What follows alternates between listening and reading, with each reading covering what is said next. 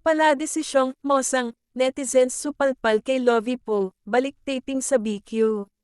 Tila binarag daw ni kapamilya actress Lovie Poe ang mga netizen na nagpapakalat ng chikang baka hindi na siya babalik sa seryeng FPJ's Letter Batang Quiapo bilang leading lady ng direktor at lead star nitong si Coco Martin matapos magpakasal sa Europe sa Joao ang afam na si Monty Blencao.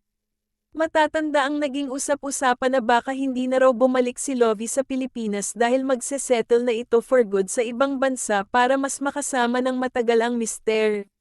Pero naiba ang ihip ng hangin dahil kahit kung tutuusin ay nasa honeymoon stage pa si Lovie, bumalik na raw ito sa Pinas para sumige ulit ng taping.